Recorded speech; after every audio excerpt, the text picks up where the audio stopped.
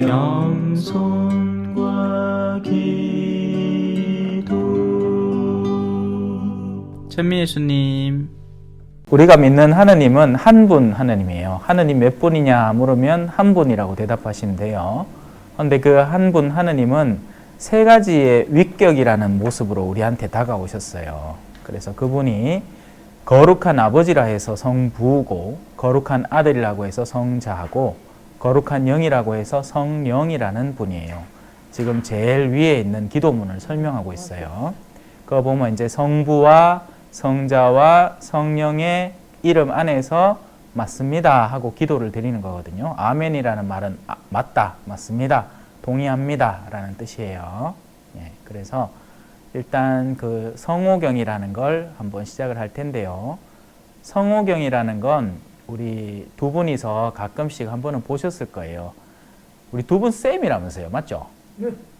맞죠? 학교에서 수업할 때 아이들이 쳐다보는 게 나십니까? 아니면 벽 보면 좋아해? 쳐다보는 게 좋죠?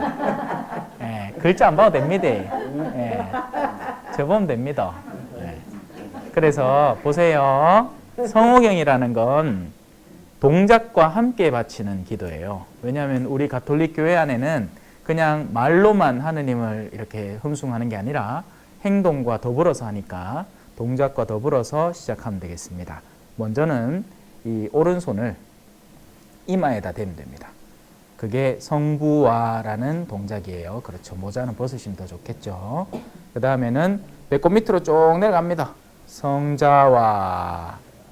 자, 같은 오른손을 성부와, 그리고 이제 내려갑니다. 이 같은 손을 성자와, 그리고 성 하면서 왼쪽, 명의 이름으로 하면서 오른쪽. 위에서 한번 아래로 쭉 내려오고 왼자서 오른쪽으로 쫙 가고 이러면 되겠죠. 성령의 이름으로 하고 양손을 모읍니다.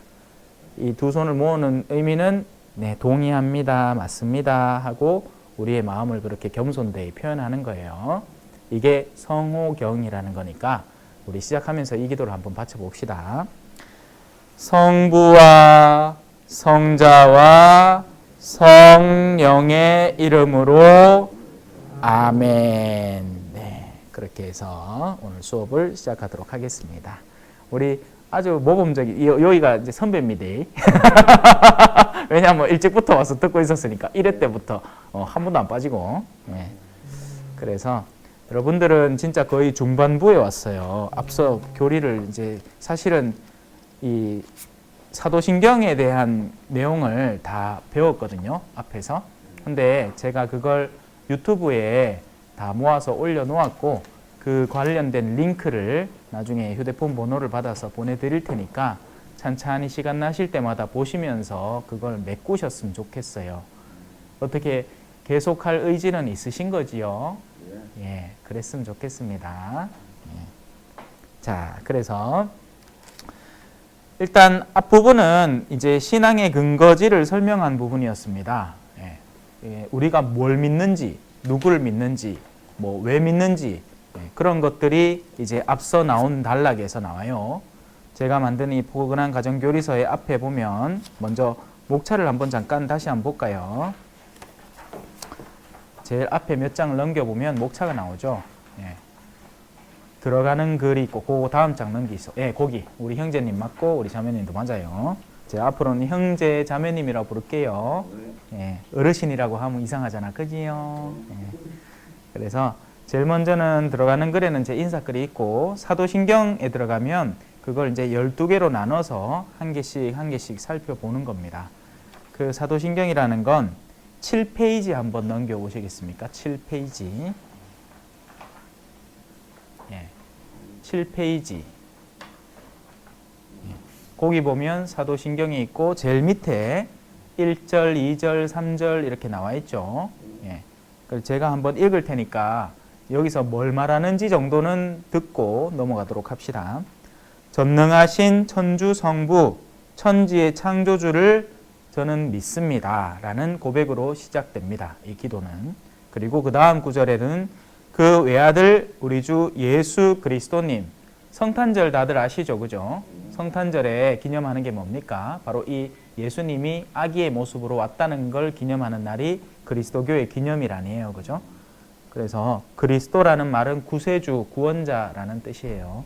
우리 인류가 아무래도 지금 하는 짓거리를 보면 우크라이나 사태도 그렇고 자꾸 죄에 빠져드는데 그런 죄에서 우리를 구원할 분으로 성자가 오신 겁니다. 그런 성자에 대한 설명이 쭈루룩 이어집니다. 3절 예수 그리스도께서 성령으로 인하여 동정마리아께 잉태되어 나셨다. 성당에 들어오시면서 하얀 상들 있는 것들 가끔씩 보셨을 겁니다. 그 가운데 흔히 있는 상 중에 하나가 성모상이죠. 그래서 성모님에 관한 교리도 이미 우리가 배웠고요. 그리고 4절 예수 다음 장으로 넘어갑니다. 예수 그리스도께서 본시오 빌라도 통치 아래서 고난을 받으시고 십자가에 못 박혀 돌아가시고 묻히셨다. 다른 종교적 스승들과 달리 우리가 믿는 스승의 종교적인 지도자의 이 모습은 항상 십자가에 매달아 놓습니다. 왜냐하면 그 고통에 의미가 있기 때문이죠. 사실 우리의 삶 안에서 다가오는 모든 고통들은 그 나름의 고유한 의미가 있고 그걸 올바로 이해하기 위해서는 우리의 길이신 그 성자의 고난에 대해서 이해할 필요가 있어서 이 4절에 대한 가르침이 있었고요. 자, 5절 예수 그리스도께서 저승에 가시어 사한날에 죽은 이들 가운데서 부활하셨다. 부활절은 들어보셨죠? 그죠? 되살아난다는 뜻이고 하지만 그냥 죽은 육신, 썩어질 육신이 다시 한번 일어난다는 의미가 아니라 전혀 새로운 존재로 거듭난다는 의미로 부활했다라고 해요. 나중에 꼭 그 영상 안에서 확인하시기를 바라겠습니다. 제6절 예수님께서는 하늘에 올라 전능하신 천주 성부 오른편에 앉으시고 그리로부터 산이와 죽은 이를 심판하러 오시리라 믿나이다. 이제 이런 이후 구절들 제7절 성령을 믿나이다. 8절 거룩하고 보편된 교회를 믿나이다. 우리 교회를 천주교라고 하는 걸 알고 계시죠? 다른 표현으로는 가톨릭이라고도 하는 것도 알고 계실 겁니다. 그래서 그 가톨릭의 의미가 거기 나오는 보편되다. 모든 이에게 공통적으로 적용되는 교리다. 그런 뜻으로 이 보편된 교회라고 하는 겁니다. 제9절 모든 성인의 통공을 믿나이다. 제10절 죄의 용서를 믿나이다. 제11절 육신의 부활을 믿나이다. 제12절 영원한 삶을 믿나이다. 이렇게 해서 지난 시간까지 그걸 배웠고요.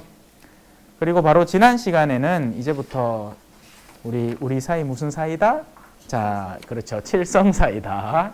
57페이지로 가면 나옵니다. 칠성사에 대해서 이제 첫 번째 수업을 이미 마쳤어요. 그래서 다시 한번 간단하게만 설명을 드리자면 성사라는 말은 자, 페이지 57페이지. 예. 성사라는 말은 거룩한 일이라는 뜻입니다. 아까 시작을 하면서 지금 정신이 하나도 없으시죠? 그죠? 보니까 막 뭐 어딜 봐야 될지 뭐 지금 막 형제 자매님 안 적어도 됩니다. 예. 안 적어도 되는 게 제가 어차피 다 기록해 갖고 다 올려드리면 그거 보면 다 그거 나오기 때문에 그냥 제 말 편안하게 들으시면 돼요. 예. 그래서 성사라는 것은 거룩한 일이라는 뜻이에요. 예, 거룩한 일. 자, 저를 한번 봐주시겠습니까? 못생겼지만. 예. 아까 우리가 기도할 때 이렇게 했어요. 그죠? 성부와 성자와 성령의 이름으로 아멘. 그냥 말로만 해도 될 거잖아요. 성부와 성자와 성령의 이름으로 아멘. 뭐 아니면 심지어 생각으로만 했다. 이러면 되죠. 근데 굳이 말로 표현을 하고 행동을 더하는 이유는 우리 인간은 이런 체험에서 많은 것들을 경험하고 얻어내는 존재이기 때문에 그래요. 그냥 추상적으로 뭐 하느님 그냥 머리로 믿으면 되지. 사실 수많은 사람들이 이렇게 표현하고 삽니다. 네. 야야야 나 하나님하고 친하다 임마. 나 그 교회 같은 데 안 가도 나는 내가 하나님하고 독대하는 사람이라. 이런 사람들이 있어요. 가끔 가다가. 교만이라고 하죠. 엄청 교만한 사람입니다. 인간의 기본 구조도 모르는 거예요. 그럴 것 같으면 나는 회사 머리로 갔다 왔다. 월급도 생각으로 다 받아. 그럼 그렇게 살면 될 거 아닙니까? 근데 그렇게 살 수 있나요? 못 살죠. 굶어 죽을 거 아니에요. 그죠? 돈 안 준데 왜 할기라. 그죠? 그래서 우리가 내적으로 가지고 있는 바는 외적으로 드러나야 합니다. 두 분이 부부신 것 같아요. 맞습니까? 맞아요. 예. 부부가 서로 사랑해야 되는 거 맞죠? 저는 결혼을 뭐해가 교회에서 안 시키죠. 그래가 내 마누라가 없어요. 오늘 배웠는데 마누라가 예? 그 옛날에 아주 궁중에서 쓰던 그런 사람을 일컫는 말이라 하대요. 내가 오늘 처음 들었습니다. 예. 우리 요 구구쌤 있는데 나는 그 말이 하찮은 말인 줄 알았는데 엄청 높은 말이라 하대요. 여튼 중요한 건 그게 아니고 부부가 서로 사랑하면 그냥 생각으로 다 사랑합니까? 뭐 알지? 그거 하고 넘어가요? 아니죠. 부부가 사랑을 하니까 아가 생기는 거 아니에요. 그죠? 옛날에 우리 화롯불 피워놓고 이제 이런 노래 부르면서 했잖아. 노래를 못하면 장가를 못 가요. 장가를 못 가면 재미를 못 봐요. 재미를 못 보면 알을 못 낳아요. 이렇게 하면서 막 놀았거든. 부부 사이에 자녀가 있다는 것은 이미 사랑의 표현이 이루어졌다는 이야기잖아요. 사랑을 추상적으로 뭐 하면 아가 어떻게 나와요? 그죠? 사랑은 서로 손을 잡고 정말 품어주기도 하고 추운 겨울에 서로 팔짱 끼면서 따뜻한 온기를 느끼기도 하고 그런 게 사랑이잖아요. 교회의 여러 가지 요소들도 마찬가지로 구체적인 행동과 표현으로 완성되는 겁니다. 왜냐하면 그건 하느님 측에서 필요한 일이라서가 아니라 우리 측에서 그걸 느껴야 하기 때문이죠. 그래서 방금 전에 앉아 계셨던 그 미사 안에서 가톨릭은 자꾸 귀찮게 하는 거예요. 왜냐하면 행동 하나하나에 다 의미가 있거든요. 일어서는 것은 정신을 집중해서 온전히 내가 지금 듣고 있는 것에 경청을 한다는 의미입니다. 앉아있는 자세도 기본적으로 우리가 누워있지 않는 이유가 누워있으면 자잖아요. 앉아있는 것도 말씀에 집중한다는 의미예요. 서면 더 집중을 하는 것이 되겠죠. 그리고 어떤 경우에는 원래는 옛날에는 그랬어요. 미사 중에 무릎까지 꿇었습니다. 요새는 잘 안 꿇죠. 어르신들이 너무 많아. 무릎 꿇으면 무릎 다 나간다. 도가니 다 나간다 하기는. 그래서 안 꿇어요. 그런데 무릎을 꿇는 거는 더한 경외의 순간에 우리가 하느님께 드릴 수 있는 몸의 태도와 자세인 거죠. 자, 그런 것들이 7개가 모여 있는 게 칠성사입니다. 비가 오면 나타나는 7색깔 무지개 처럼 우리도 7개를 갖고 있어요. 재밌으라고 하는 거니까 웃으셔도 돼요. 지금 여기가 크게 안 웃으시는 이유는 혹시 목소리가 이게 들어갈까 봐. 웃어도 되는데 웃으면 어때? 우리 교회는 그래서 단순히 추상적이거나 이런 게 아니고 모든 영역 속에서 실제 전인적이라고 흔히 표현하죠. 전인적이란 말은 생각만으로도 아니고 육체와 더불어서 심지어는 감성과 지성까지 모두 이용해서 거기에 헌신하는 것을 전인성이라고 표현하는 겁니다. 자, 그래서 그런 칠성사 가운데 여러분들이 받을 첫 번째 성사는 세례성사입니다. 그래서 제가 이 성사는 총 7가지가 있는데 이걸 인간 삶의 여정과 빗대어서 아주 간단하게 설명을 해드린 적이 있어요. 다시 한 번만 반복을 하자면 세례성사는 이거예요. 태어나는 기라. 사람이 어머니의 자궁에서 태어나서 세상의 삶을 시작을 하지만 영혼도 그렇게 새롭게 태어나야지 하느님에 대해서 인지를 하고 그분과의 관계를 이제 갓 시작하는 그런 삶의 단계로 나아가기 때문에 세례는 탄생에 빗댈 수 있는 겁니다. 아가 태어나고 나서 머지않아서 곧 해야 하고 죽기 직전까지 해야 하는 어떤 하나의 행위가 있습니다. 뭐겠어요? 숨 쉬는 거 빼고. 그렇죠! 정답! 야, 역시 대단하시네. 쌤이 보통이 아닙니다. 먹어야 돼요. 그죠? 예. 방금 전에 여러분들이 앉아 계셔서 사제가 들어 높인 그 빵은 우리 저 시장 가면 뻥과자 팔잖아요. 그보다 맛없어요. 그런데 그거 와 먹겠어. 그죠? 몸을 위해서 먹는 빵이 아닌 거죠. 그 안에는 의미와 그 안에 들어있는 우리의 믿음을 통해서 얻어질 수 있는 그 안에 실제로 존재하는 것을 받아들이는 영혼을 위한 양식인 겁니다.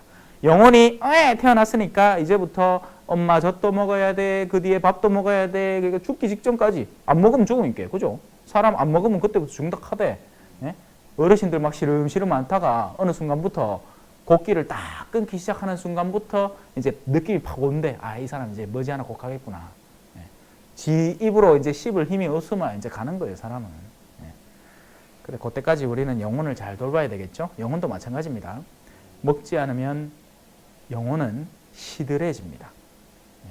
명맥은 유지할 수 있겠지만 무언가를 먹어야 돼요. 그리고 그 무언가를 먹는 대상은 영혼이 먹어야 하는 주식은 뭐냐? 사랑이에요. 영혼은 사랑을 먹고 자라요. 결혼을 하는 것도 서로 사랑을 받기 위해서 자랍니다. 예. 물론 거기서 한계가 있죠. 가톨릭 교회는 서로 사랑을 주라고 가르치지만 세상 사람들은 서로 사랑을 받으려고 하다가 상대가 이제 안 주면 삔떡 어긋나고 이제 그때부터 미친 듯이 싸우기 시작하는 기라. 맞지요? 내가 같이 안 살아봐 모르겠다. 카드. 예. 그래서 성체성사가 이루어집니다. 먹고 살아야 되기 때문에. 오늘날 우리는 이제 그런 예식을 따로 더 하지는 않지만 여전히 남미 쪽에 가면 제가 이제 볼리비아라는 남미의 한가운데 있는 좀 빈국에서 8년 정도를 일하고 왔거든요.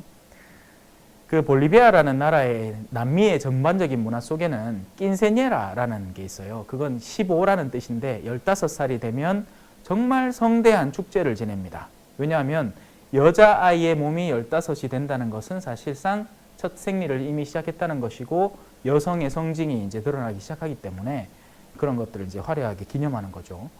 견진성사는 그런 의미의 성인식이라고 보시면 됩니다. 견진성사는 성인식이에요. 그래서 영혼이 자라고 나면 어떻게 되느냐? 오늘 여러분들은 훌륭한 모범을 하나 갖고 있는 겁니다. 영혼이 자라면요, 이렇게 활동을 합니다. 다른 영혼들을 하느님 앞에 데려와서 태어나게끔 하는 어른의 노릇을 하는 거죠. 예. 그러지 않은 영혼은 지삐 몰라. 우리 갱상도 말로, 그죠? 지삐 몰라. 사람이, 그죠? 새로 태어나서 사랑이라는 걸 올바로 체험하지 않으면 말 그대로 지삐 몰라. 지삐 모르는 인간들은요, 형제간에도 미친 듯이 싸워. 욕심이 장난이 아니거든. 유산 하나 생겼다 하면 그때부터 머리끄댕이 찌듣고 사. 지삐 모르거든. 안 큰 어른들이. 그러니까 머리만 희끗희끗하지 전신만신 알랑기라요. 다른 사람을 도우려는 시도라고는 짓불도 해보지 않은 어린애로 살아갈 가능성이 굉장히 높죠. 물론 다 그렇다는 건 아니에요. 왜? 세상에는 진리의 길이 여러 가지니까. 불교를 통해서도 보시를 배우고 유교적인 문화 안에서도 이 중용의 덕 속에서 우리는 다른 사람과 유대관계 속에서 살아야 된다는 걸 배웁니다. 그런 걸 모아서 바닥이 되는 가르침이라고 해서 종교라고 하죠. 예, 마루종자를 써서, 그죠? 맞지요, 우리 국어쌤? 나는 한자를 잘 몰래. 쓸 줄은 몰래도 뜻은 안다 할기네. 희한하지요. 자, 견진성사는 단단하게 만들어주는 성사. 이제 영혼이 단단해지는 겁니다. 그 전까지는 이유식을 먹어야 되고 누군가의 보살핌을 받아야 되는데 이제 견진을 통해서 우리는 성인이 되고 다른 일을 이끌어주는 튼튼한 영으로 자라나게 되는 겁니다. 그렇게 해서 세 가지 성사가 존재하고요. 그게 지난번까지 배운 성사였어요. 그리스도교 입문 성사, 그리스도교의 첫 문을 열고 들어서는 성사라고 표현할 수 있는 거죠. 자, 그래서 대개략적인 큰 덩어리를 이제 배웠고 이제부터는 고해성사로 들어갈 수 있을 것 같습니다. 물론 들으시면서 제가 최대한 이해하기 쉽게, 왜냐하면 뭐 여러분들이 뭐 지적 능력이 떨어지겠습니까? 그죠? 학교 쌤들인데. 다만 그리스도교적인 내용에서 많이 모자라서 여러 가지 표현들이 어색하고 낯설겠지만 제가 최대한 쉽게 설명하도록 하겠습니다. 그게 제가 잘하는 거예요. 예. 맞지요? 예. 모르면 연기도 막 한다 했긴 해. 이게 무슨 성사랄 예? 그렇지. 벌써 기억한다 했긴 해. 이래 사람 쉽게. 자, 이제 고해성사로 들어가 봅시다. 고해성사 들어는 보셨죠? 그 천주교에 오면 이제 왜 영화 같은 데에서, 그죠? 페이지 71페이지에 넘어가시면 됩니다. 페이지 71페이지. 자, 71페이지를 넘겨서 그 뒷장을 한번 싹 보세요. 그거 보면 머리끄댕이가 뾰족뾰족한 한 사람이 모간지에 허연 네모난 쪼가리 하나 달고는 목에 뭘 하나 떡 걸치가 요게 바로 영대하는 겁니다. 예. 예, 영대. 그래서 이거는 이제 사제의 권위를 상징하는 도구예요. 전례적 도구죠. 그래서 이거를 메고 고해성사를 주는 겁니다. 뭐 그렇다고 해서 머리를 만지진 않으니까 걱정하지 마세요. 그래서 이게 고해를 주는 가장 이제 평범한 장면이에요. 한국은 이렇게는 안 합니다. 보통은. 한국은 물론 지금은 여기가 지금 여러분들이 앉아 계신 곳에서 저는 오시는 분들한테 고해를 주니까 이걸 여기다 갖다 놨어요. 왜냐하면 코로나가 한창 심할 때, 지금은 이제 오미크론이니 뭐니 이제 역학조사도 안 하고 이제 뭐 지팔 지흔들기로 가니까 지 알아서 하는 긴데, 한참 심할 때는 고해소라는 좁은 장소에 한 사람이 들어갔다가 나오고 또 다른 사람이 들어가면 이거는 뭐 감염되라는 것밖에 안 돼. 그래서 지금은 임시로 이 널찍한 장소에서 뭐 그런 위험 없이 이렇게 고해를 보도록 하는데, 보통은 보마 가림막이 있어요. 그래서 좀 덜 부끄러울 기라 해. 내가 저 남편하고 싸우십니다. 남편한테 좀 욕을 쓰게 계십니다. 뭐 이런 얘기를 좀 한다 하더라도 신부님이 얼굴을 안 보이니까 에이고 뭐 내 목소리 알겠나. 물론 목소리 다 알고 있죠. 알아도 모른 척 해줄 수 있어서 좀 덜 부끄럽습니다. 근데 다른 곳에는 그런 고해소가 제대로 마련된 데가 별로 없어요, 사실상. 그래서 제가 일하던 볼리비아에서는 이게 더 보편적인 고해 장면이에요. 그냥 시골 같은 데 가갖고 사제가 영대 하나만 떡 걸치고 옆불대기에 와갖고 같이 앉아 고해성사 보는 거예요. 이태석 신부님 알아요? 이태석 신부님의 여러 사진 장면 중에 한 장면에 아프리카에서 신부님이 이제 영대 목에 걸고 제의까지 딱 입고 옆에 이제 한 명 와갖고 고해주고 있는 장면이 이렇게 보셨는지 모르겠어요. 자, 그래서 이걸 영대라고 하고 사제의 권위를 드러내는 겁니다. 왜냐하면 사제는 지 힘으로 용서하는 게 아니거든요. 저는 지금 제가 이거 쓰고 있죠. 이거 뭐라고 합니까? 마이크잖아요. 그죠? 마이크예요. 그리고 컴퓨터나 TV에는 스피커가 달려있죠. 예. 그러면 신호를 받아서 마이크는 그 신호를 받아들이고 그리고 그걸 듣는 존재한테 전해주는 거고, 스피커도 지가 지 목소리를 내는 게 아니라 신호를 갖다 주니까 그걸 그냥 목소리를 내는 거잖아요. 그래서 사제는 성사적인 현존 속에서 누구를 대신하고 있느냐? 우리가 진짜 고백을 해야 되는 하느님을, 그분의 외아들 성자를 대신해서, 지금도 마찬가지입니다. 제가 교리를 하는데 이게 무슨 뭐 제 얘기예요? 제가 뭐 제 어릴 시절 추억을 이야기한다거나 아니면 뭐 왕년에 내가 했던 이야기들을 이야기하고 있는 거예요? 아니잖아요. 예, 교리도 마찬가지예요. 저는 사제로서 교리를 가르치지만 실제 이 교리를 전해주고자 하는 분은 저 위에 계신 초월적인 분, 신 하나님이죠. 자, 고해성사로 다시 돌아와 봅시다. 옛날에는 고해성사의 별칭이 있었는데 고백성사라고 했어요. 그러니까 죄인이 자기의 죄를 남김없이 쏟아놓는다라는 개념으로 고백한다라는 의미가 강해서 그 의미를 이제 강조한 거고, 지금은 고해성사라고 합니다. 고해성사라는 말의 해는 화해한다 할 때 쓰이는 해, 풀해, 풀어낸다는 거죠. 하느님과의 관계가 단절되어 있는 것을 이제 상호간에 푸는 그런 의미로, 고백하면 왠지 좀 많이 부담스럽잖아요. 뭐 내가 엄청 막 심한 걸 막 그냥 꺼내다가 막 엄청 머쓱해 일 것 같은 그런 느낌인데, 고해는 그 말마디 안에서도 약간의 부드러움이 느껴지죠. 그죠? 자, 고해성사를 통해서 예수님은 우리의 죄를 용서하십니다. 악이 있습니다. 악을 설명하는 가장 쉬운 방법은 빛과 어둠을 떠올려 보면 돼요. 악은 그 자체로 존재하는 게 아닙니다. 그림자는 그 자체로 존재할 수 없죠. 그림자는 빛이 가리워질 때 그림자가 존재하는 겁니다. 그죠? 원래는 완전한 종이가, 이렇게 아름답고 완전하게 되어 있는 종이가 물리적인 악에 시달릴 때, 본래의 형상을 상실하고 찢어질 때 이것을 물리적인 악이라고 합니다. 뭔가가 망가져 있다는 거죠. 이건 온전한 종이가 되는 거고요.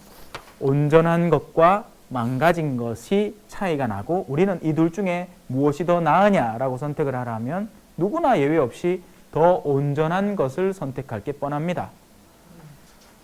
지성적으로도 마찬가지죠. 덜 배운 사람이 있고 더 배운 사람이 있습니다. 지성은 배움을 위해 존재하기 때문에 그래서 선생님이란 직분이 존재하는 거고 학생들에게 가르침을 전하려고 애를 쓰는 거죠. 그렇게 해서 모르던 지식을 알게 될 때 그 지적 영역이 더 완성되는 거죠. 완전해지는 겁니다. 그죠? 감성도 마찬가지예요. 냉담한 가슴이 있어요. 앞에서 쇼를 해도 웃도 안 해. 정말 슬픈 일을 얘기해도 울도 안 해. 한국 사람이 그런 특징이 좀 있어요. 네, 감정 표현을 잘 안 해. 좀 메말라 갖고. 네, 그래가 막 우리는 한의 민족이잖아. 왜? 꾹꾹 눌러 오다가 나중에 퍽 터지는 기라. 네. 그죠? 일제시대 때 50년 동안 막 놀리고 수탈당하고 하던 게 나중에는 그게 막 시로 팍 윤동주의 시로 팍 터져나오고 막 맞지요? 국어쌤. 오늘 국어쌤에서 좀 긴장된다. 혹시 틀린 거 있으면 지적해 주이세요. 그런 한의 문화. 에이, 오래 그거는 안다. 암만 오래돼도 그렇지. 우리 쌤은 무슨 과목이라 해? 사회. 네, 또. 아, 그러세요. 지리. 야, 요 지리 볼리비아 갈게. 그러니까 아까 맞다. 네, 유심히 봤습니다. 예. 아, 역시 지리. 그래, 제 남미고 한가운데 있는 그죠? 주변에 아르헨티나, 페루, 칠레, 파라과이, 브라질 이렇게 5군데에 둘러싸여 있는 바다를 갖고 있다가 뺏겨버린 그 동네에 살다 왔어요. 바다가 없으니까 회가 없어. 한국 사람 회 역시 좋아하잖아요. 회가 없는 기라 환장하겠대. 민물회는 있는데 민물회는 사실 좀 위험하잖아요. 그러고 냉동된 연어 이런 거 오긴 하는데 그 맛이 없어요. 회는 바다에서 금방 건져 올리면 뭐야 맛있어. 자, 쓸데없는 소리고. 그런 우리는 이런 감정적으로도 완전한 감정, 무언가를 섬세하게 감각하는 감정이 있는가 하면 모자란 감정이 있을 수 있죠. 자, 이제 한 단계만 더 나갑시다. 영혼도 온전한 영혼이 있고요. 불완전한 영혼이 있습니다. 그 불완전한 영혼에 작용하고 있는 이 상처와 흉터와 이 조각난 영혼의 조각들을 죄라고 부를 수 있는 거죠. 죄는 영혼이 정상적인 상태일 때는 순하게 받아들이고 품어 안을 무언가를 이 죄는 망가뜨려 버리는 겁니다. 우리 아이가 장난칠 수 있죠. 저도 이제 강세희를 좀 키워보니까 자식 키우는 기분을 조금 느낄 수 있어요. 막 똥 싸지르고 물면 안 되는 거 물고 막 전선 깨물면 막 아이고 다급하게 가갖고 말려야 되고 오늘도 제가 좋아하는 게임팩 하나 망가뜨려 갖고 야를 죽이나 살리나 가 문제라 그죠? 제 탓이지. 자, 뭔 얘기하다가 아 강세희 키우던 얘기했다. 자, 영혼도 그 안에 이제 완전한 상태의 영혼과 불완전한 상태의 영혼이 있다는 거죠. 그런 아이들의 오류를 내가 완전한 상태에서는 다스릴 수 있습니다. 그래, 네가 무슨 잘못이 있노? 부모로서 내가 책임을 다하지 못한 내 잘못이지. 내가 더 잘 가르쳐야 되고 내가 더 잘 보살폈어야 되고 이게 아름다운 영혼이 하는 사랑의 행위죠. 그런데 찢어진 영혼은 어떻게 하겠어요? 남편하고 내가 싸우는 기라. 근데 내 아가 와갖고 오늘 엄마 나 오늘 오다가 넘어져갖고 옷베렸어 하면 그냥 예전 같으면 아름다운 영혼일 때는 괜찮다. 내 엄마 빨아줄게 벗어라 하고 어디 다친 데는 없고 이래야 이게 아름다운 영혼이 하는 일인데 이놈의 자식이 내 뽀라 얘기를 했나 내 똑바로 하나 냈나 하면서 막 아를 갑자기 기겁을 하게 만들어요. 그게 어디서 튀어나오는 거예요? 인간의 내면의 윤리적인 영역에서 파괴된 영혼이 하는 일이라고요. 그런 죄들이 우리 내면에 존재하는 겁니다. 쓸데없는 욕심에 사로잡히기 시작할 때, 탐욕이 생길 때, 어떤 명성에 집착하기 시작할 때, 인기를 도모하기 시작할 때, 그리고 탐하지 않아야 되는 것을 탐할 때, 우리 주변에 다방 많죠. 전신 마신 남자들이 뭐 하겠어요. 지 마누라 다 놔두고 그가 노는 기라. 물론 마누라가 없으면 이해를 한다. 그럼 새 여장가가 된게. 근데 그거 아니잖아. 있는데 다 그래갖고 막 놀고 하는 기라. 그런 것들이 다 영혼의 어두움을 형성을 하고 추접함과 더러움을 만들어내는 거죠. 그리고 그 결과는 어떻게 되겠습니까? 육체가 망가지면 어떻게 돼요? 죽어요. 근데 그뿐이에요. 그죠? 육체는 잘 보존해도 죽어요. 그죠? 못 보존하면 좀 더 빨리 죽을 뿐 결과는 똑같아요. 감정도 좀 무너질 수 있습니다. 그래서 요새는 심리치료 받는 사람이 그렇게 많은 거예요. 정신과를 찾아가요. 그런데 어떤 경우에는 영혼이 찢어져 있는데 정신과가 오고 있습니다. 그러면 치유가 안 돼요. 그건 선과 악의 문제이기 때문에 그래요. 그런데 그걸 흔히들 뭐라고 표현을 하느냐? 물론 조현병이 있지만 그런 악의 문제를 너무나 쉽게 조현병이라고 해버리는 거죠. 어떤 건 조현병이 아니에요. 악의 문제죠. 자, 영혼이 파괴되면 어떻게 되느냐? 거기에 대해서 우리는 사실 무지하다고밖에 할 수 없는 겁니다.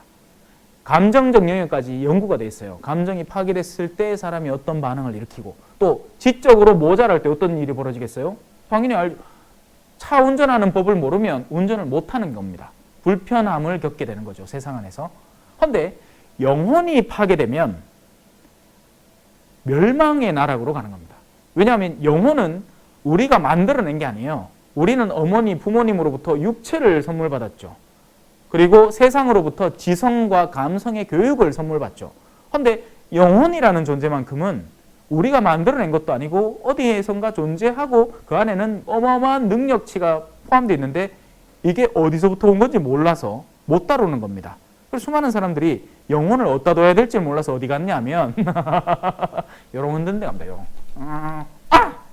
그래 콩 이렇게 훅 뿌려지는 거 보고 동쪽을 조심해야겠어. 가만 이제 그때부터 동쪽 그 조심하고 앉았다. 팀이야 얘가. 영혼이 엄청 멍청하니까 뭘 믿어야 될지 어디에 가서 내 영혼을 의탁해야 될지 하나도 모르는 거예요. 근데 그 와중에 이제 그런 사람들이 자기는 신내림 받았다 가있긴 해. 엄마야 영험한가 보다.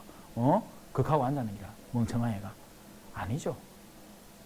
영혼은 그래서 종교라는 가르침 속에는 영혼에 대한 기본 디자인을 다루고 있습니다. 왜 인간은 선을 이행할 수 있는지, 어떻게 인간은 악에 빠져드는지 그에 대해서 우리 종교는 답을 시도하는 거죠. 자, 그래서 인간에게는 죄라는 것이 존재를 합니다. 영혼이 다루는 것은 의지의 영역입니다. 나는 무언가를 할 수 있다. 자유의지라고 표현하죠. 의지는 자유롭기 때문입니다. 강압된 의지가 아닌 거예요. 그래서 그 의지 속에서 사랑이 나오는 겁니다. 그리고 그 반대편에 뭐가 나오죠? 죄가 나오죠. 사랑이 어디 성경책가 너는 오늘부터 나를 사랑하려무나 나를 사랑하는 방법은 내 오른편에 늘 있는 거란다. 이럴 줄 알았어요, 녀석. 날 사랑한다니까. 멍청한 짓이죠, 지금. 제가 하는 연기는. 야가 뭔 사랑을 하겠어요, 그죠? 야는 그냥 책이에요. 내가 오른쪽에 갖다 놓으면 그날부터 평생에 있는 기라. 그거 하다가 내 기분 나쁘고 오늘부터는 왼쪽에 있으려면 하면서 내가 내 손으로 들고 왼쪽으로 갖다 놓으면 돼. 사랑을 할 수 없는 대상입니다. 이건 사물이고 물건이죠. 사랑의 대상이 아니에요. 안타깝게도 인간은 물건을 사랑하죠. 돈을 사랑합니다. 그죠? 마치 그 돈이 나한테 응답이라도 하느냐. 어마어마하게 실수하고 있는 겁니다. 그건 사랑의 대상이 아니에요. 잠깐만요. 신부님 제가 이따가 연락드리겠습니다. 지금 교리 중입니다. 네. 아니요, 괜찮습니다. 네. 저를 사랑하는 신부님입니다. 자, 인간은 자신의 내적 의지 안에서 선택할 수 있단 말입니다. 이거에 대해서는 우리 예비자분이 꾸준히 배워오신 걸 기억하죠. 그죠? 인간의 영혼 속에 있는 의지와 그 자유의 선택, 거기에서 사랑이 나오는 겁니다. 그래서 두 분이 서로를 사랑하기로 결심하고 그 사랑의 의지는 평생을 가야 되는 거죠. 한순간에 사랑하기로 했다. 그건 계약이고, 계약은 그렇게 도장 쾅쾅 찍으면 그냥 계약서 그대로 남아있는 거고, 두 분이 이혼 안 하고 아직까지 살고 계신다는 건 사랑을 꾸준히 하고 계신다는 것밖에 안 돼요. 네, 그거의 증거인 거죠. 사랑은 뭐 별달리 뭐 계속 뭐 뽀뽀해 쌓고 이렇게 증명되는 게 아니라 그냥 둘이서 함께 머무는 그 상태 그 자체로 증명되는 겁니다. 그 반대편에 죄가 존재하는 겁니다. 의지적으로 관계를 파괴하는 영역. 그리고 그 관계 파괴 가운데에서 가장 으뜸 파괴는 뭐겠어요? 인간 사이의 관계는 파괴되면 회복할 수 있습니다. 서로 화해하고 친하게 지내면 돼요. 하느님과의 관계를 내가 스스로 단절하는 것을 죄라고 하는 겁니다. 그래서 인간은 죄를 짓는다고 표현하는 거죠. 죄는 누구든지 언제든지 지을 수 있습니다. 암만 신부님이라도 죄는 지을 수 있어요. 그래서 사제도 성사를 봐요. 저는 성사를 다른 이에게 주지만 저 역시도 필요하면 가서 성사를 봅니다. 청하고 봐야 돼요. 주교님도 성사 봐야 되고요. 교황님도 성사 봅니다. 실제 교황님, 요한 바로 2세 교황님 같은 경우에 이런 케이스가 있다고 해요. 사제 중에 이제 쫓겨나간 사제가 있어. 근데 그 사제에게 이제 가서 성사를 청했다. 뭐 이런 이야기도 있어요. 왜냐하면 사제직은 여전히 생생히 살아있는 거니까. 자, 고해성사는 무엇인가요? 고해성사는 앞서 우리가 아에 하는 그 세례성사를 받은 후에 저지른 죄를 용서해 주시고자 하느님께서 마련하신 성사입니다. 1차적으로 여기 계신 두 분 그리고 우리 자매님은 걱정하지 않으셔도 되는 게 세례성사를 통해서 그 세례 이전까지에 존재했던 모든 나의 과오, 옛날의 오류들은 용서받습니다. 그래서 1차적으로는 걱정할 필요가 없어요. 근데 한번 물어보세요. 신자분들한테. 세례받고 나서 죄 한 번도 안 지십니까? 지십니까? 지십니다. 갈 거예요. 대답을 수줍어서 안 하겠지만. 그러니까 뭐 그러면 안 되지만서도 좀에 덜 지소. 자, 그래도 어쩔 수 없이 우리는 그런 죄의 유혹에 시달리고 유혹에 그렇게 24시간 시달리는 건 사실이에요. TV에서 이쁜 물건 보면 신부인 나도 사고 싶어. 이쁜 아가씨 보면 저 아직 젊잖아요. 그죠? 마음이 콩닥콩닥한다 한게. 솔직히 다행히 이 본다엔 그런 사람이 없어 좋아. 옛날에 막 시내 본당 이런 데가 있으면 청년들 막 교리교사들 중에 뭐 이쁜 아들이 있는 거라요. 그러면 젊은 신부가 있잖아요. 마음이 콩닥콩닥한다 한게. 그거 어떻게 하겠어? 이제 밤에 은장도 들고 이제 허벅지 콕 쑤시. 아니 대형 미타 이래 해야지. 안 웃으니까 재미없다. 농담 안 해야 되겠다. 자, 그래서 고해성사는 세례성사를 받은 이후에도 꾸준히 우리는 유혹을 당하고 죄를 짓기 때문에 그 이후에 저질러진 죄를 용서해 주시고자 하나님께서 우리에게 마련해 주신 성사예요. 자, 두 번째 질문입니다. 고해성사는 살아가면서 몇 번 받을 수 있나요? 제가 고해성사를 설명을 하면서 들어드린 비유가 있습니다. 세례는 탄생이라고 했고 성체는 밥 먹는 거라고 했고 견지는 성인식이라고 했죠. 자, 이제 예비자분 기억을 떠올려서 고해성사는 뭐와 비슷하다고 했죠? 제가 약국. 정답입니다. 고해성사는 약국이에요. 약국 한 번만 갑니까? 아니죠. 얼마 전에도 저는 이제 찹스틱 살라고 입술 터진 거 이거 살랐고 요 바로 옆에 약국 하나 있어요. 그거 가갖고 이제 그 약사 아저씨 맨날 앉아갖고 시간 때우고 있는 손님도 없을 것 같아. 그냥 그냥 자리 찾아보니까 그거 가갖고 찹스틱 하나 사왔습니다. 그러면 이제 다시는 못 가요? 아니죠. 또 뭐 아프면 가야 되고 또 어디 안 좋으면 가야 되고. 맞아요. 이 성사는 반복할 수 있는 겁니다. 약국을 자주 갈 수 있듯이. 필요할 때면 언제든지 받을 수 있습니다. 하지만 저는 이렇게 얘기합니다. 기회 있을 때 반드시 봐야 됩니다. 그거를 추가해 놓으셨으면 좋겠어요. 왜냐하면 자기가 필요를 못 느끼면 어쩔 거예요. 네? 아가 지금 내가 봤을 때 야는 공부를 좀 해야 되는데 엄마 나는 오늘까지 배운 걸로 충분합니다. 더 이상 공부 안 해도 돼요. 하고 스스로 선택해버리면 어떡할 거예요? 안 되잖아요. 그죠? 네. 아니란 말이에요. 성사는 기회 있을 때 봐야 됩니다. 필요할 때가 자기가 인지를 못할 수도 있으니까. 그러니까 신부님이 앞에 있고 영대를 또 걸치고 앉아갖고 성사 봐라 내 줄게 하는데도 아직 나는 안 필요한 것 같은데요. 이렇게 하고 내빼버릴 수 있거든요. 안 된다는 거죠. 기회가 있으면 성사를 보셔야 됩니다. 왜? 언제 죽을지 왜 알고. 그죠?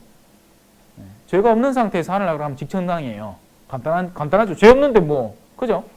죄 없는데 죽어가지고 지옥 갈 걱정을 왜 해? 근데 죄를 가지고 영혼이 파괴된 상태에서 죽음, 육체의 죽음을 경험하게 되면 그 영혼은 자기의 그 죄의 무게 때문에 가라앉기 시작하는 거죠. 그래서 빨리빨리 그 내면의 어둠을 씻어 놓는 것이 좋습니다. 자, 고해성사는 누가 만들었을까요? 예수 그리스도께서 만드셨습니다.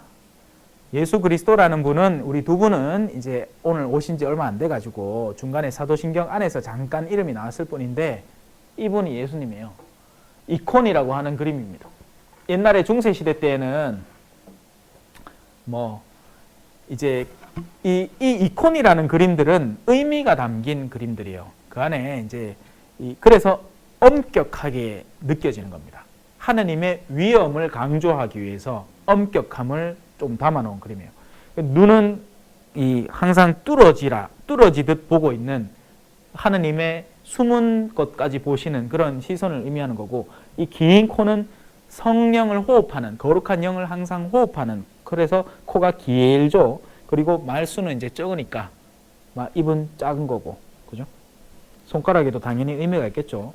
이 세 개를 뭉쳐놓은 건 성부, 성자, 성령의 삼위일체의 세 위격을 의미하는 것일 거고, 이 두 가지 손가락은 그리스도의 인성과 신성을 나타내는 겁니다. 하느님이자 동시에 인간인 거예요.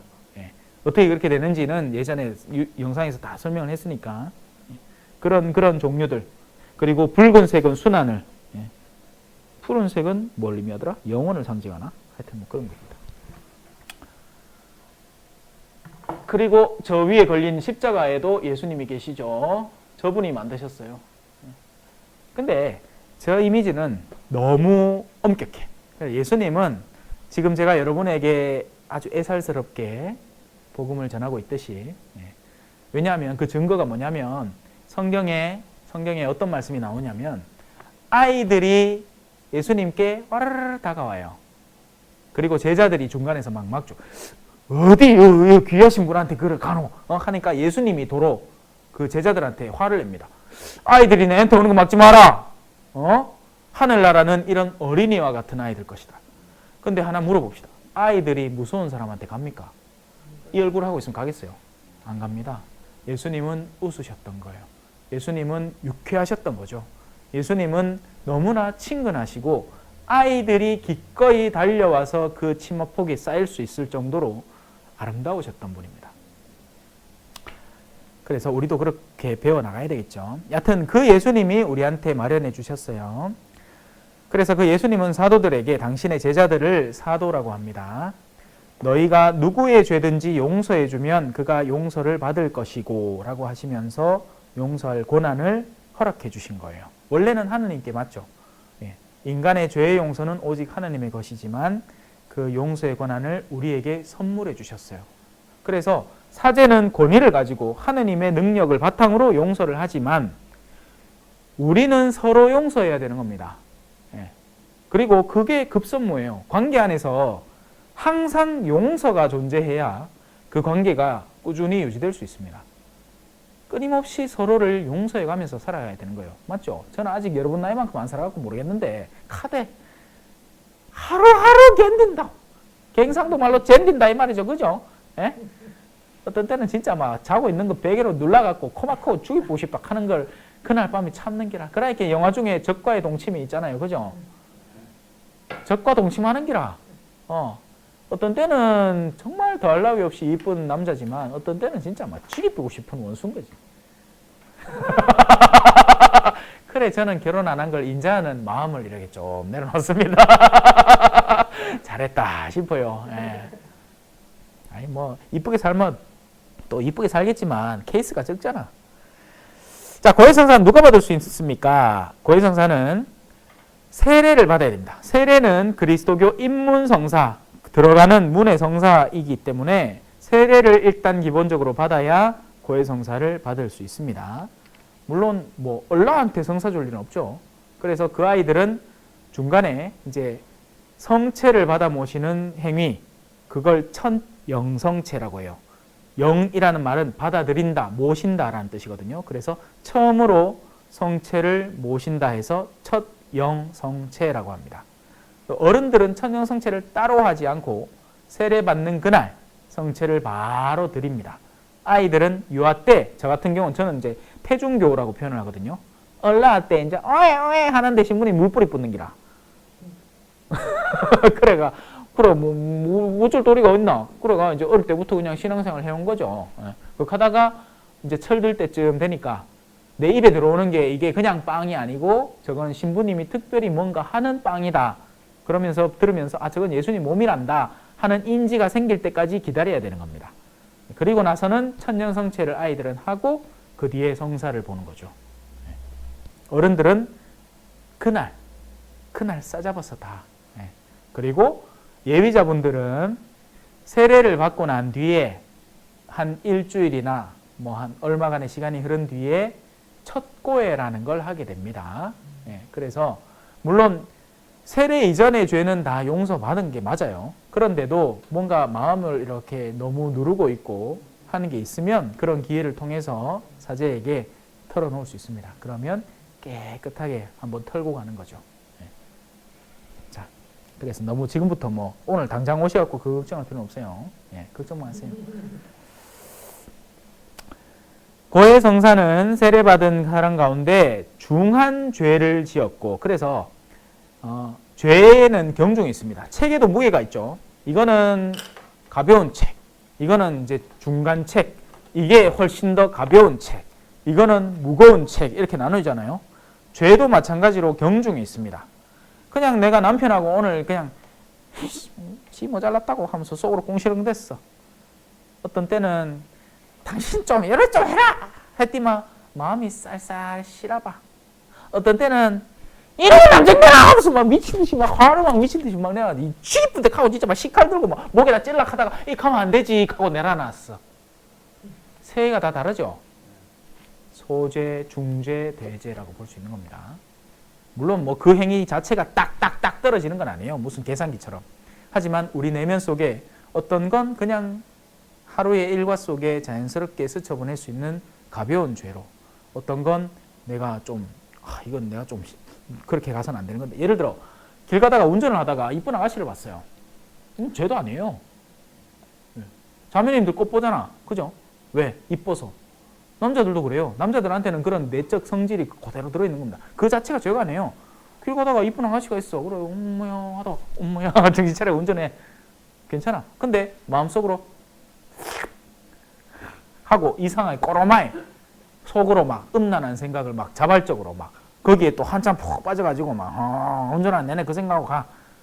죄가 심각해지는 겁니다. 그러니까 같은 행위라도 거기에서 아무것도 아닌 그냥 평범한, 왜냐하면 내면에서 그냥 푹 올라오는 거거든요.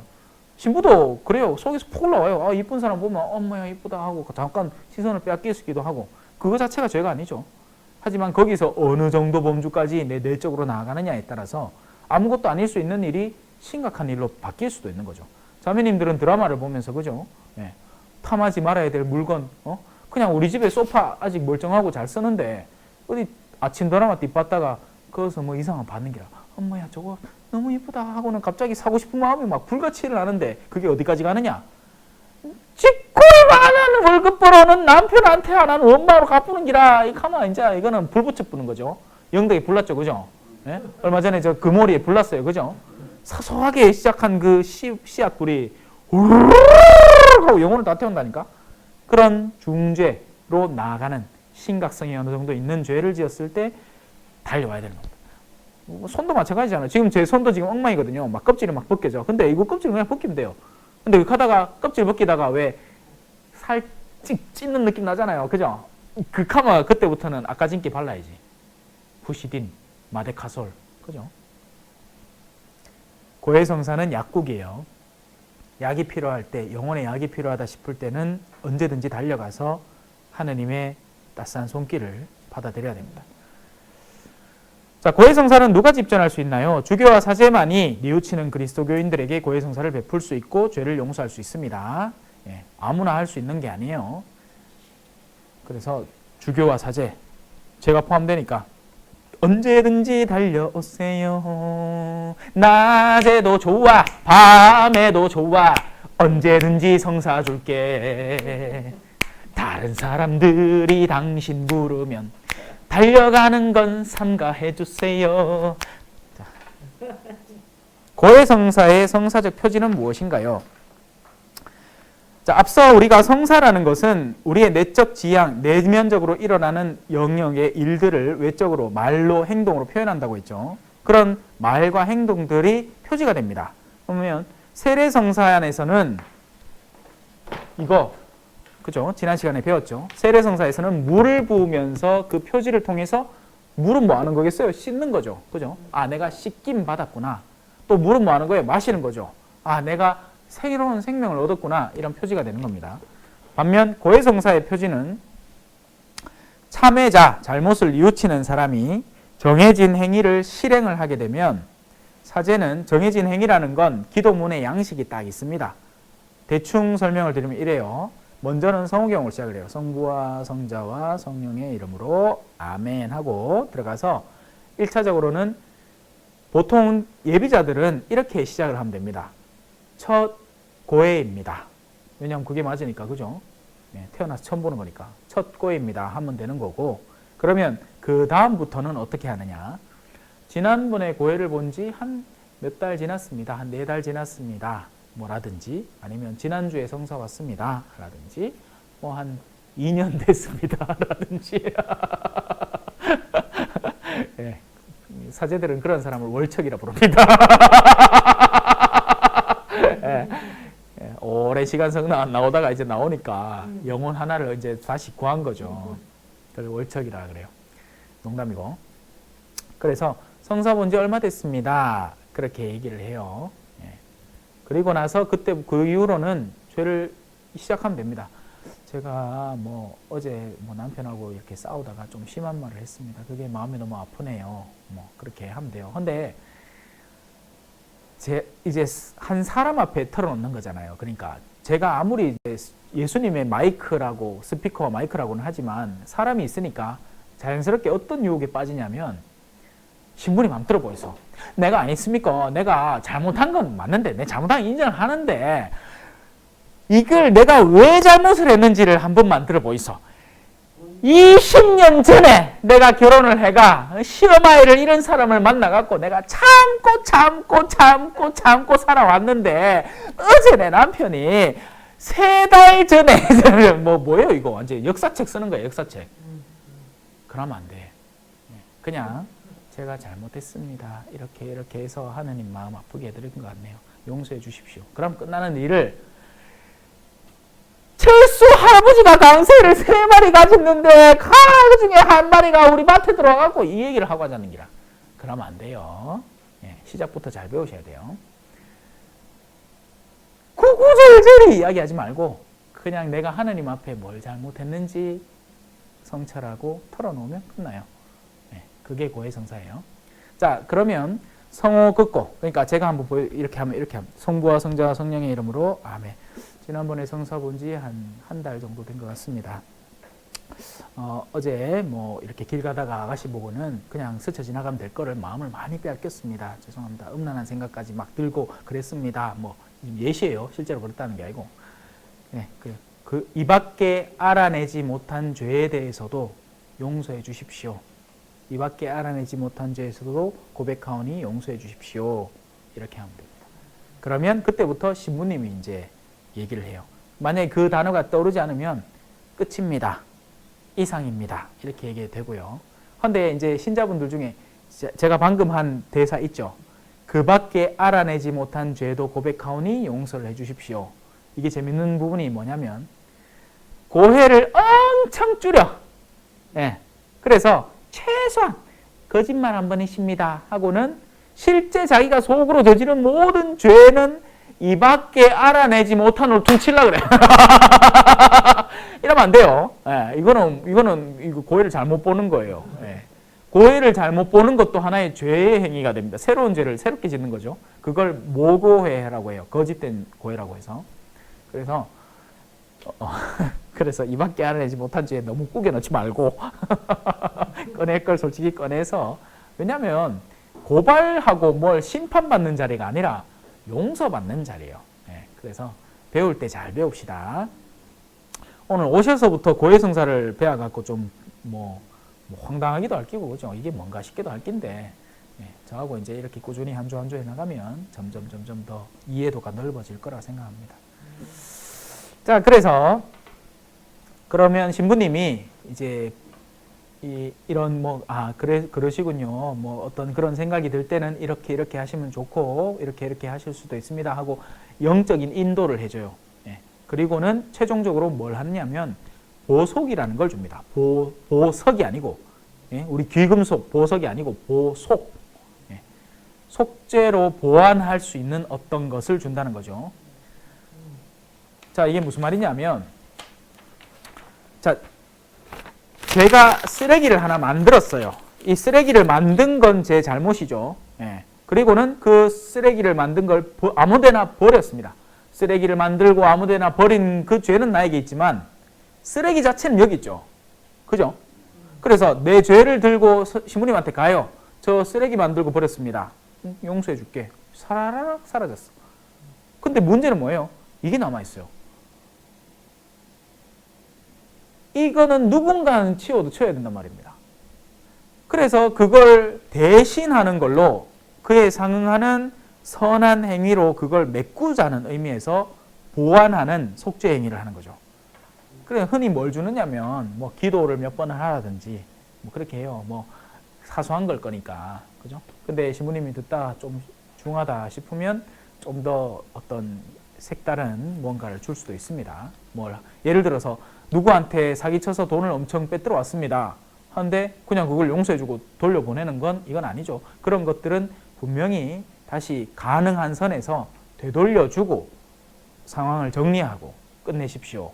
이렇게 해야 되는 거죠. 또 심지어는 뭐 예를 들어 어떤 범죄자가 쑥 들어와가지고는 뭐 자기가 갑자기 살인을 했대. 그러면 그 순간 사제는 고해를 중단을 하고 아니 그런 행위에 대해서는 먼저 합당한 세상적 보속이 이루어지고 나서 이제 그 뒤에 제가 고해를 줄 수 있습니다. 적어도 의사는 확인해야 되는 거지. 자수를 하시겠습니까? 그러면 고해를 지금 이제 그 결심을 저한테 적어도 표현을 하면 할 것이고 그게 아니면 고해를 주면 안 되는 거죠. 예. 무조건 다 뭐 털어주는 거 아니에요. 예. 자, 그래요. 그리고 보속을 하고 사제는 마지막으로 이 사제경을 주는 겁니다. 사제경. 나는 성부와 성자와 성령의 이름으로 당신의 죄를 용서합니다. 이렇게 해요. 그 앞에 물론 기도문이 좀 있는데 생략하는 경우가 많아요. 그래서 성사적 표지는 두 개입니다. 참회자가 존재해야 되고 그리고 그 참회자가 바치는 그 고해의 일정한 양식을 충실히 할 때 사제는 마지막으로 사제경을 주면서 끝나요. 근데 이제 어르신들 중에 그런 분들 계십니다. 사제경 줄락 하는데 벌써 문 열고 나가 없어. 잠깐만요. 그래갖고 나도 막 나가고 어르신 나가면 어쩝니까? 하고는 이제 난 성부와 성자 이제 가서 이 어르신들 중에 정신없는 분은 그냥 막 자기 얼른 고해하고 틀어놓고는 호흡 튀뿌는 기라. 그러면 안 돼요. 네, 좀 기다리고 신부님이 이제 나는 성부와 성자 성령의 이름으로 당신의 죄를 용서합니다. 하고 이제 그러고 나면 그 얘기 듣고는 나가도 괜찮아요. 예. 자, 참회자는 올바른 고해를 위해서 무엇을 해야 하나요? 구체적으로 5가지를 해야 됩니다. 성찰.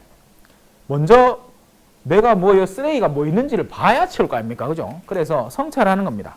그리고 둘째로 내가 쓰레기를 봐도 쓰레기를 버린 게 나쁜 건지 몰라. 그럼 그건 쓰레기 그냥 그대로 있겠죠. 그리고 보기는 봤어. 아, 이게 쓰레기인가? 이건 종이구나. 근데 나는 이거를 쓰레기라고 생각 안 해.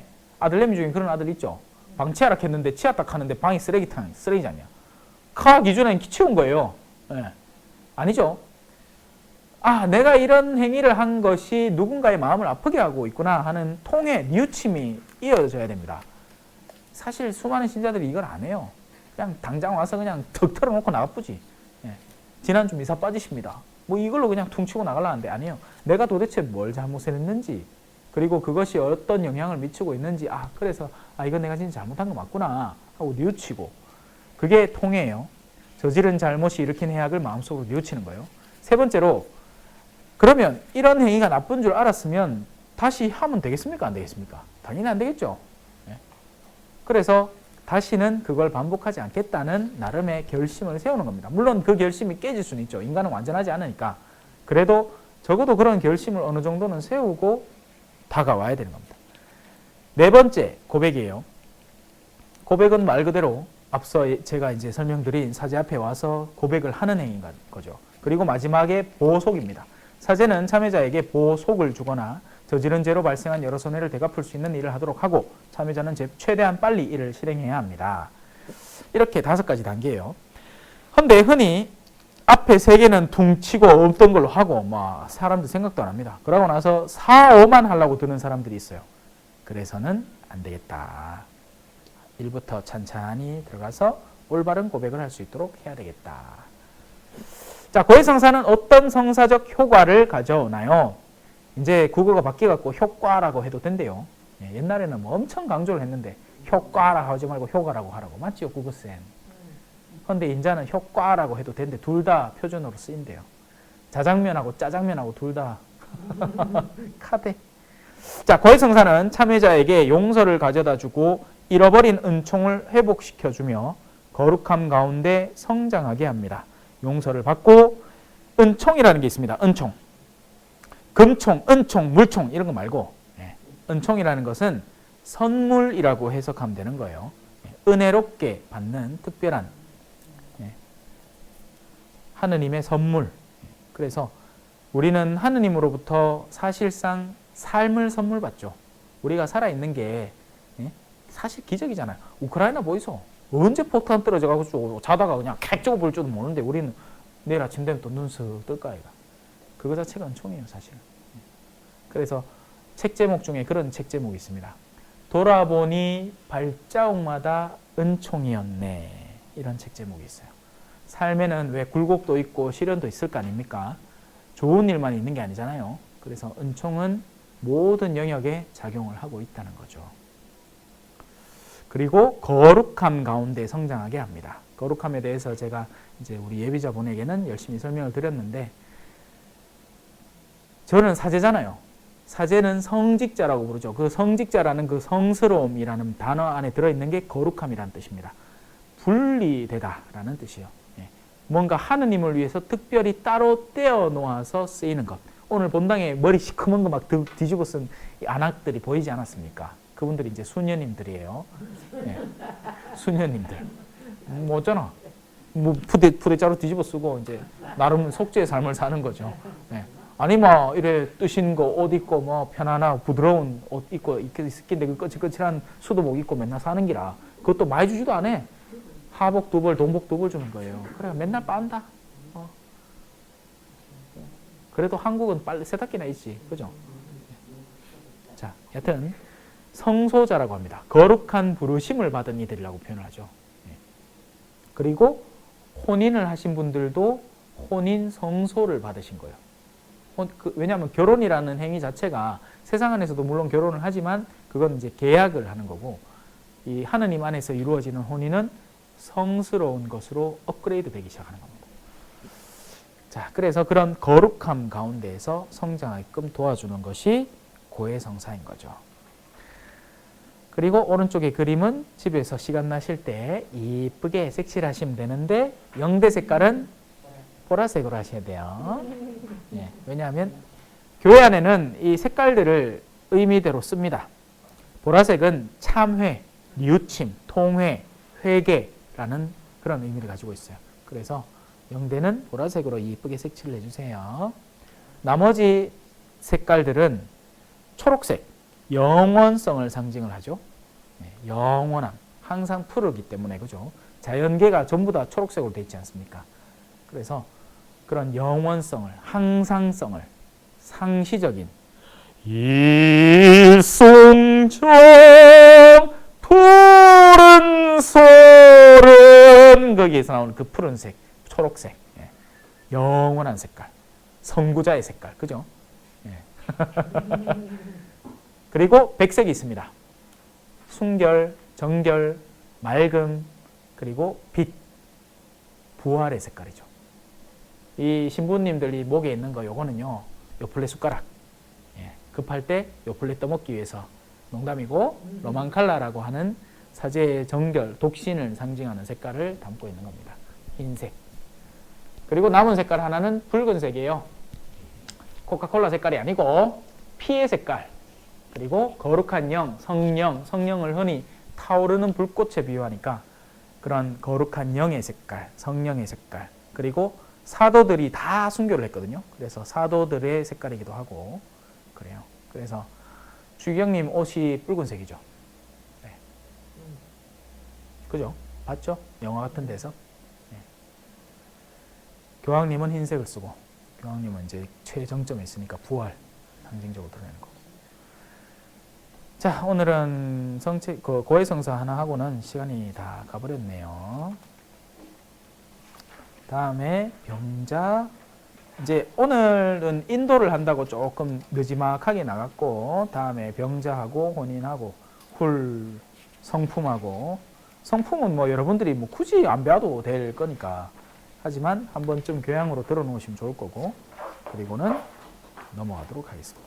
미리 앞서 부분을 조금 읽어오세요. 예. 이 양 얼마 안 되거든요, 이거 책.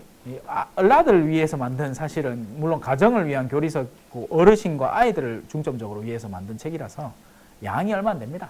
예. 우리 샌들 같은 경우에는 그냥 하루 반나절에 호로록 읽어볼 때. 우리 아들하고 똑같은. 그래요. 7살. 아들도 호로록 읽어봅니다. 그래, 좀 읽고 이세. 그러면 수업 듣기가 훨씬 더 편하지 않겠나. 여튼 두 분은 땡 잡았습니다. 예. 시간을 완전 반으로 단축했으니까, 그죠? 하지만 그렇다고 해서 또 우리 예비자분이 뭐 따로 섭섭한 건 없지요, 그죠? 그렇게 안 되지. 이래 신부님이 열정적으로 시험 안 칩니다. 걱정하지 마세요. 옛날엔 쳤죠. 저는 그런 신부가 아니라 갖고 시험 안 칠 텐께네 긴장하지 마시고. 예. 그래서 제가 나오는 거죠, 유튜브에. 그렇죠. 유튜브에 제가 링크 보내드릴게요. 자, 마침 기도를 바칠게요. 마침 기도는 아까 드린 종이 있죠, 종이. 예, 그어서 다시 한번 그 밑에 긴 기도 있잖아요. 그거를 우리가 처음에는 성호경을 배웠고, 오늘은 성호경 한번 그 밑에 있는 거 같이 천천히 읽고, 마지막에 또 성호경 한 번으로 기도를 닫겠습니다. 자, 시작할게요. 성부와 성자와 성령의 이름으로 아멘. 자, 하늘에 계신 우리 아버지, 아버지의 이름이 거룩히 빛나시며 아버지의 나라가 오시며 아버지의 뜻이 하늘에서와 같이 땅에서도 이루어지소서.